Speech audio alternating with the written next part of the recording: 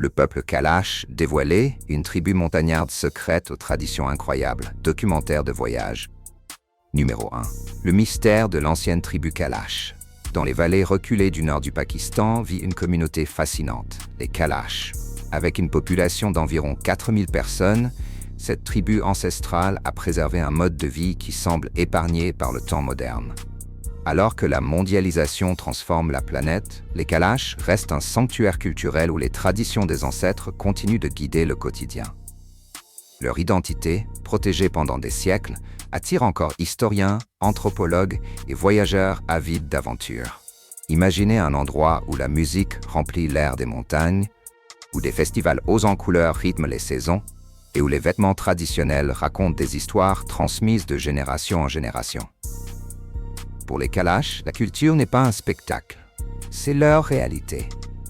Tandis que le monde moderne file à toute vitesse, ils gardent un lien spirituel avec la nature, honorant montagnes et forêts comme le cœur de leur identité. Cette connexion fait d'eux l'un des trésors culturels les plus remarquables du Pakistan. Dans le voyage d'aujourd'hui, nous entrons dans leur univers. Nous découvrirons des rituels qui peuvent sembler insolites, mais qui portent un sens profond. Et nous explorerons une société où la foi et la liberté façonnent la vie de tous les jours. À travers traditions et croyances, les Kalash nous rappellent que le bonheur peut prendre racine dans la communauté et dans un héritage sacré. C'est un mode de vie à la fois captivant et rare dans le monde d'aujourd'hui. Numéro 2. L'isolement scolaire caché derrière les montagnes du Pakistan. Dans la vallée des Kalash, l'éducation n'est pas un droit fondamental, mais un privilège rare. Seuls environ 18% des femmes et 25% des hommes vont à l'école, ce qui montre à quel point la scolarisation reste limitée dans cette vie montagnarde, isolée, même si l'influence extérieure grandit lentement. À travers les 3 vallées, il n'existe qu'un seul lycée, 2 collèges et 10 écoles primaires, formant un petit réseau pour une communauté qui tente de protéger son identité tout en faisant face au monde moderne.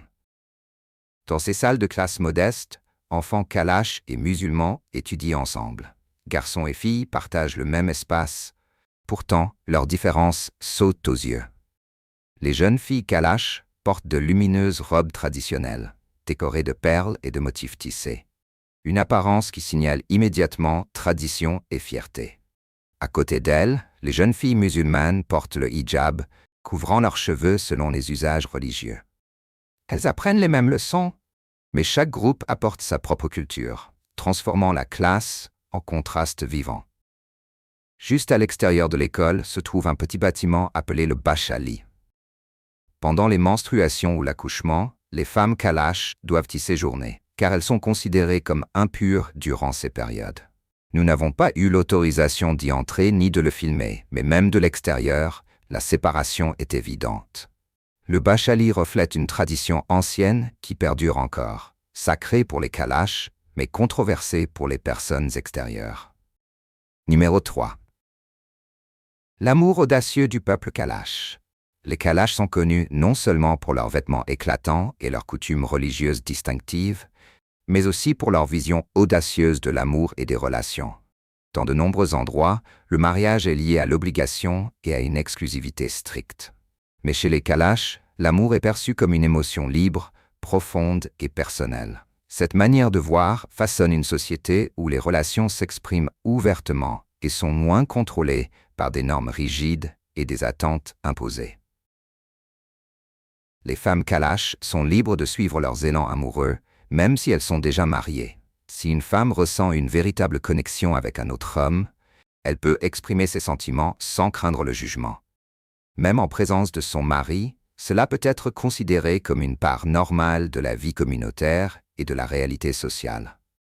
Cette liberté atteint son sommet lors du festival annuel de la joie, quand toute la communauté se réunit dans la danse et le chant. Pendant les jours de fête, les femmes peuvent choisir de trouver de nouveaux partenaires si elles le souhaitent, et cette décision est jugée naturelle. Si une femme quitte son mari pour un autre homme, le nouveau partenaire indemnise souvent l'ancien mari, généralement avec du bétail, en signe de respect et pour légitimer la nouvelle relation aux yeux de la communauté.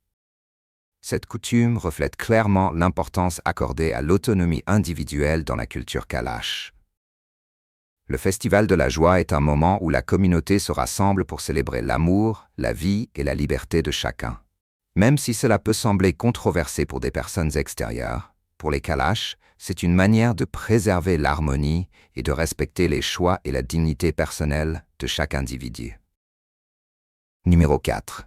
Une beauté insolite qui émerveille le monde. Dans les vallées reculées du nord du Pakistan, les Kalash fascinent depuis longtemps les visiteurs par une beauté différente de celle des communautés voisines. On les décrit souvent comme ayant des traits plus européens, une peau plus claire, un regard saisissant et des lignes du visage délicates.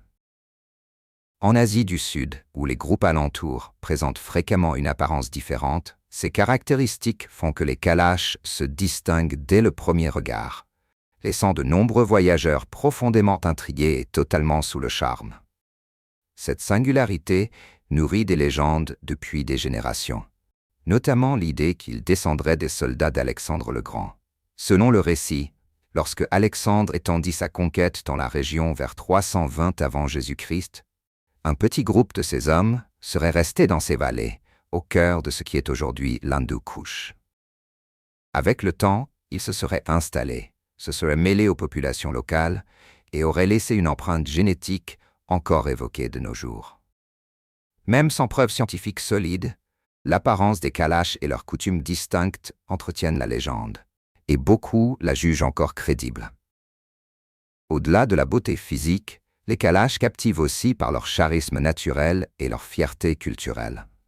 Les tenues brodées éclatantes, les foulards aux couleurs vives et une présence assurée deviennent des symboles puissants lors des fêtes traditionnelles, attirant les regards de toutes parts. Des festivals comme la fête joyeuse du printemps permettent à la communauté d'exprimer son identité à travers la musique, la danse et des rituels ancestraux. Associés à leur allure unique et à une vie culturelle foisonnante, les Kalash restent parmi les communautés les plus fascinantes d'Asie du Sud. Leurs origines réelles demeurent peut-être incertaines, mais leur pouvoir d'attraction perdure, pour les chercheurs comme pour les voyageurs du monde entier, année après année. Numéro 5. La liberté de divorcer sans jugement social. Dans la culture Kalash, les mariages ne sont pas seulement des événements personnels, mais de grands festivals communautaires. Lorsqu'un couple décide de se marier, il imprime souvent environ 1000 invitations et les envoie à tout le monde dans la vallée. Chacun est le bienvenu pour venir, partager un repas et offrir ses bénédictions aux mariés. À cause du nombre important d'invités, les coûts d'un mariage sont souvent très élevés, mais ils sont perçus comme une part essentielle de la tradition et de la fierté familiale. Contrairement à beaucoup d'autres communautés d'Asie du Sud, les mariages Kalash ne comprennent pas de cérémonie du mandi. À la place, un religieux effectue une cérémonie de nikah simple, centrée sur les vœux et le consentement des deux personnes. Par le passé, les mariages Kalash n'étaient pas officialisés par des documents. Cependant, avec le temps et l'intégration, de nombreux couples possèdent aujourd'hui des certificats de mariage reconnus par le gouvernement, ce qui facilite les démarches légales. Un aspect unique de la culture Kalash est l'ouverture dans les relations conjugales. Si deux personnes ne s'aiment plus, elles peuvent se séparer sans procédure complexe ni condamnation de la société. Quand une relation se termine, les deux parties sont libres de se remarier ou de chercher un nouvel amour. Cela montre à quel point les Kalash privilégient le bonheur personnel, en considérant le mariage comme un choix volontaire plutôt qu'une obligation imposée. Ce sentiment d'aisance et ce respect de la liberté rendent la vie sociale de la communauté Kalash vraiment unique. Numéro 6. Des funérailles musicales et des tambours pour accompagner les défunts. Dans la culture Kalash, la mort n'est pas seulement la fin d'une vie, mais un adieu profondément spirituel. Lorsqu'une personne décède, la communauté a accompli des rituels au son des tambours et de la musique, créant une atmosphère solennelle qui honore le défunt. Le corps est conservé pendant 2 jours afin que les parents éloignés puissent arriver, voir le visage une dernière fois et faire leurs adieux. Pendant ce temps, les familles et les voisins préparent des repas pour les invités, abattant souvent entre 30 et 50 chèvres pour servir lors des funérailles. Il ne s'agit pas seulement d'hospitalité, mais aussi de respect envers la personne disparue. Le partage de la nourriture est au cœur du rituel, révélant le fort esprit communautaire des Kalash. Dans l'Antiquité, les Kalash commémoraient les morts d'une autre manière. Ils n'enterraient pas les corps sous terre. Ils plaçaient les cercueils à la surface afin que les âmes puissent rester proches des montagnes, des forêts et des ancêtres. Avec le temps, cette coutume a changé à cause des vols et des dégâts causés par la faune sauvage. La communauté est donc passée à l'inhumation pour préserver la sécurité et la dignité des défunts. Même si la méthode d'enterrement a évolué, l'esprit est resté le même. Honorer les morts, partager le chagrin avec la famille et maintenir la cohésion de la communauté. Les funérailles Kalash portent une beauté particulière, où tradition et respect se mêlent en un rituel à la fois solennel et profondément significatif. Numéro 7.1. Une maladie mystérieuse qui ne se manifeste que la nuit. Parmi les mystères qui entourent les Kalash, l'affection que les habitants appellent la maladie du jour et de la nuit reste l'une des histoires les plus déroutantes, au point de déconcerter chercheurs et résidents autochtones depuis des années. C'est une maladie rare qui touche surtout les enfants. Le jour, ils semblent parfaitement normaux. Ils courent, sautent et jouent comme n'importe quel enfant. Mais dès que la nuit tombe, tout change. Ils deviennent soudain immobiles, comme paralysés. Ils ne peuvent plus parler, manger, ni même ouvrir les yeux, comme si leur fonction vitale s'éteignait lorsque la lumière disparaît. L'affaire a attiré l'attention lorsque 3 frères, originaires des villages de I et de Kundi, ont commencé à présenter le même schéma. Chaque matin, ils se réveillaient pleins d'énergie, mais le soir venu, ils glissaient dans un état léger proche du coma, laissant famille et voisins sous le choc. Au début, beaucoup ont cru que la maladie était liée à une dépendance au soleil. Cette théorie s'est effondrée quand les chercheurs ont découvert quelque chose d'encore plus étrange. Les enfants pouvaient toujours bouger dans l'obscurité totale, si c'était la journée.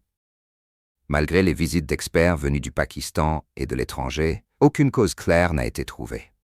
Certains soupçonnent un trouble psychologique façonné par des croyances culturelles, tandis que d'autres envisagent la possibilité d'un facteur génétique encore inconnu. Au final, la maladie du jour et de la nuit est devenue un rappel. Même dans des montagnes reculées, les Kalash affrontent des défis qui mettent à l'épreuve la science autant que la tradition. Des mystères comme celui-ci renforcent leur aura et les rendent encore plus fascinants aux yeux du monde extérieur. Numéro 8. Un salut amical chez les jeunes.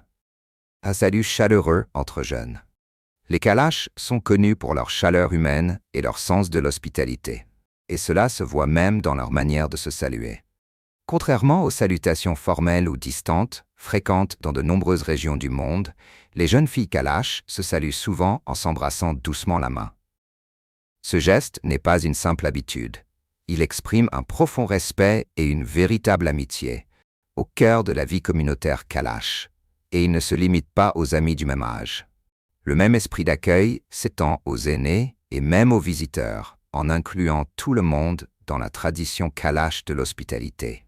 Cette capacité à faire sentir un inconnu immédiatement intégré est l'une des raisons pour lesquelles les Kalash apparaissent dans tant de documentaires de voyage au fil des années. Parce que ce salut est si tendre et affectueux, il dépasse les barrières de langue et de culture, et aide les visiteurs à se sentir chez eux dans la société Kalash. Dans un monde où les salutations sont souvent pressées ou impersonnelles, cette coutume rappelle la valeur d'un lien humain sincère. Ces salutations renforcent les relations sociales et contribuent à ce que chacun, habitant ou voyageur, se sente apprécié et respecté. Ce serait intéressant si nous nous saluions tous avec la même chaleur authentique, n'est-ce pas? Numéro 9. Quand chaque photo devient une source de revenus. Dès l'instant où vous entrez dans la vallée des Kalash, une chose saute aux yeux. Le tourisme a remodelé la vie quotidienne ici. Depuis des années, c'est la source de revenus la plus importante de la communauté. Beaucoup de visiteurs viennent pour découvrir la culture, apprendre leurs traditions ou simplement prendre des photos. Et s'ils veulent des clichés avec les Kalash, ils paient souvent une petite somme juste pour immortaliser ce moment. Ce n'est pas seulement une transaction touristique. Cela reflète la manière dont habitants et visiteurs interagissent, et comment le tourisme aide à faire vivre les familles dans un endroit où les possibilités sont limitées. Dès que vous mettez les pieds dans la vallée, les enfants accourent souvent en demandant des bonbons ou un petit cadeau. On n'a plus l'impression que ce soit uniquement commercial. C'est devenu une tradition transmise avec le temps, car des visiteurs de nombreux pays apportent de petites douceurs aux enfants, presque comme un rituel de bienvenue. Au fil des années, cette habitude s'est mêlée au quotidien, montrant à quel point les contacts avec le monde extérieur ne cessent de grandir. Pourtant, à côté du tourisme, l'agriculture conserve sa place de pilier économique traditionnel chez les Kalash. Ils cultivent des céréales comme le millet et le sorgho, dans de petites parcelles taillées le long des flancs de montagne. Ces cultures ne fournissent pas seulement de la nourriture, elles soutiennent un mode de vie autonome sur lequel les Kalash s'appuient depuis des générations. Les saisons en montagne sont rudes et le climat rend l'agriculture difficile, mais elles restent profondément liées à leur identité. Ensemble, le tourisme et l'agriculture forment une économie locale bien particulière, où tradition et influence moderne coexistent, côte à côte. Numéro 10. Le verger familial qui fait vivre toute la vallée. La nature a doté les Kalash d'une ressource précieuse que chaque visiteur devrait découvrir. Les fruits frais des montagnes de l'Hindu Kuch. Les Kalash sont particulièrement réputés pour leurs poires, leurs abricots et leurs raisins, doux, parfumés, façonnés par le climat et les sols uniques de la région. Pour les voyageurs, ce sont des cadeaux de la nature à ne pas manquer. Les vergers de poiriers s'étendent sur les flancs des montagnes, offrant de petits fruits croquants à la douceur délicate. Les abricots Kalash, eux, dégagent un parfum subtil. Récoltés en été, ils sont souvent séchés pour l'hiver. Quant aux raisins Kalash, tout aussi célèbres, ils sont au cœur de la tradition locale de vinification. Grâce au climat frais, les grappes mûrissent lentement, ce qui concentre les sucres et garantit une excellente qualité.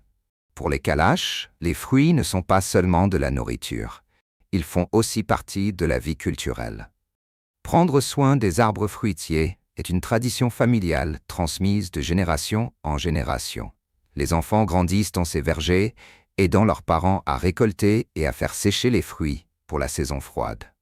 On retrouve aussi ces fruits lors des festivals, où ils sont offerts aux dieux en signe de gratitude.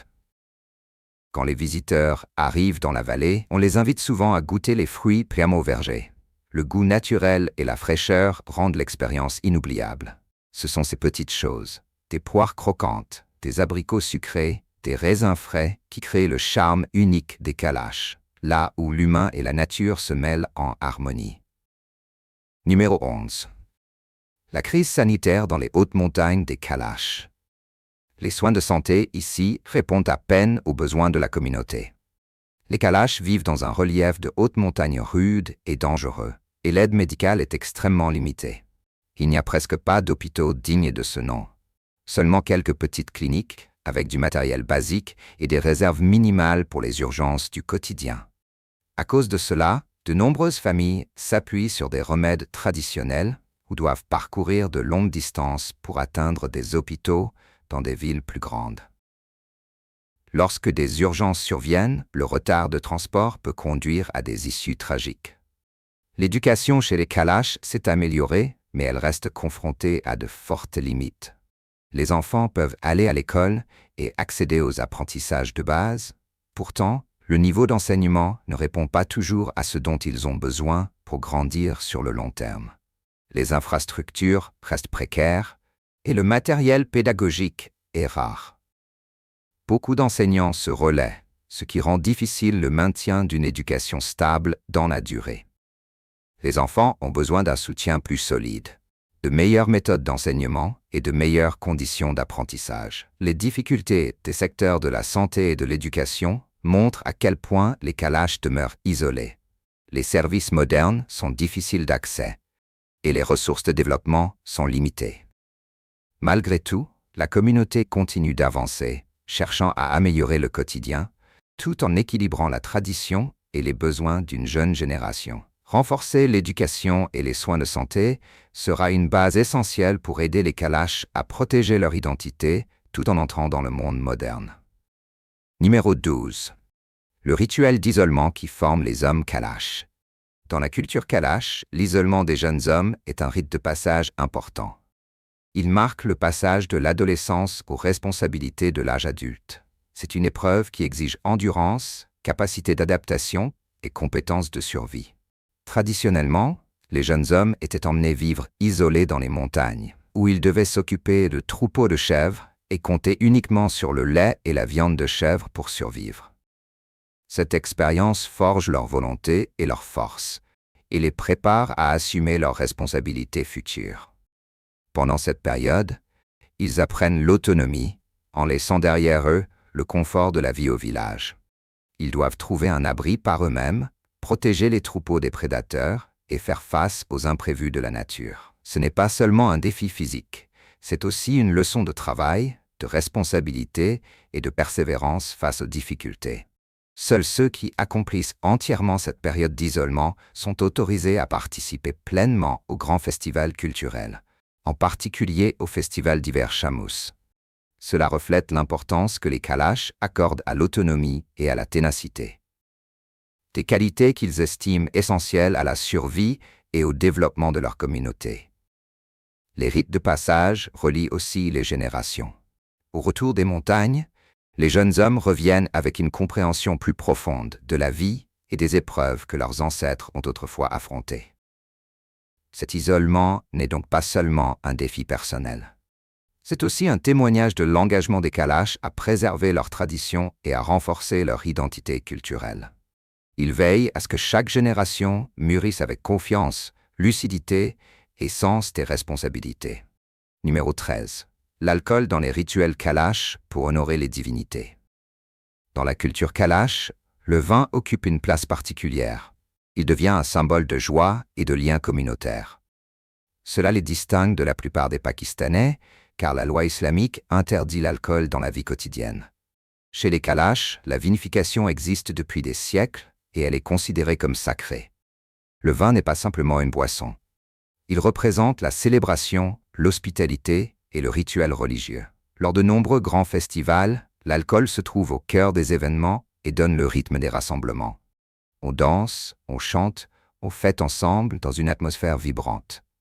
À ces occasions, le vin est partagé non seulement pour le plaisir, mais aussi pour honorer les dieux et les ancêtres. Il devient une offrande rituelle, exprimant la gratitude pour la protection et les bénédictions que la communauté croit recevoir, année après année. Le savoir-faire de la vinification est soigneusement préservé de génération en génération. Les vignobles Kalash témoignent d'un lien profond avec la terre, et la production reste un effort collectif. Familles, voisins et amis se réunissent pour vendanger le raisin, le presser et préparer le vin pour les prochains festivals. Ce travail fait bien plus que produire du vin, il renforce les liens au sein de la communauté. Pour les Kalash, l'alcool a un sens qui dépasse la consommation. Il symbolise la résilience, la joie simple et la fierté de leur héritage, même sous pression. Cette relation unique fait des Kalash un sujet captivant pour les documentaires de voyage, en révélant la diversité culturelle au sein d'un pays où l'alcool est largement interdit. Leur ouverture au vin et leur festival Haut en couleurs mettent en lumière l'unicité indéniable de cette communauté. Numéro 14. Quand le défunt revient pour manger. La cérémonie du Mandak est l'une des traditions Kalash les plus mystérieuses et les plus sacrées.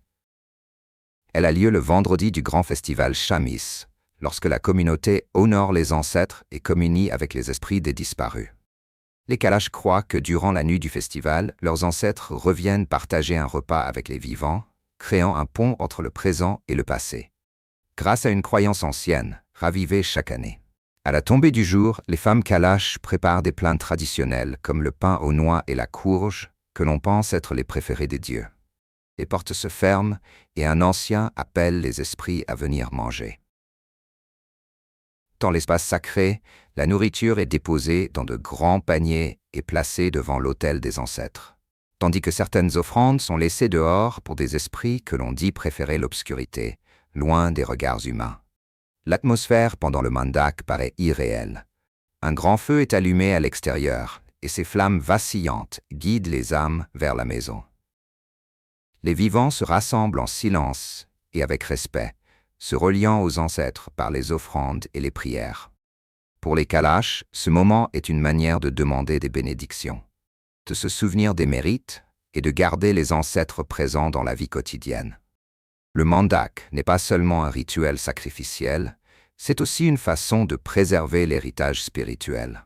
En invitant les ancêtres à partager le repas, les Kalash affirment que les défunts continuent de guider, de protéger et de faire partie de la communauté. Ce lien puissant est l'une des raisons pour lesquelles la culture Kalash a survécu pendant des siècles, malgré d'innombrables épreuves. Numéro 15. Corbeau blanc, le messager divin des Kalash. Le corbeau blanc est l'un des symboles les plus sacrés de la mythologie Kalash.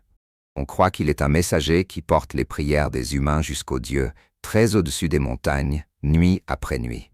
Les Kalash racontent que cette créature mythique sert de pont entre le monde des humains et le royaume divin, veillant à ce que les prières soient entendues et bénies.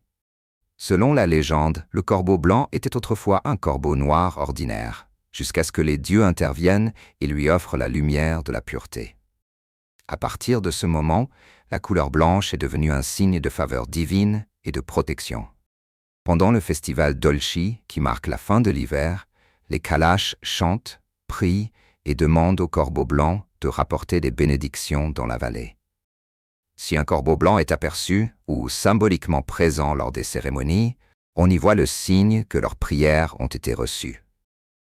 Ils croient que les corbeaux blancs protègent les familles, assurent les récoltes et apportent la prospérité pour la nouvelle année.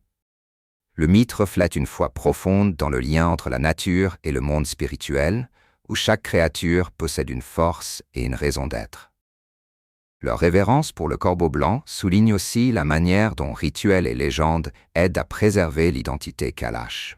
Ces récits ne sont pas de simples symboles. Ils transmettent croyances, valeurs et traditions aux générations suivantes. Ainsi, le corbeau blanc demeure une partie essentielle de l'univers spirituel Kalash. Spero davvero che il video di oggi ti sia piaciuto.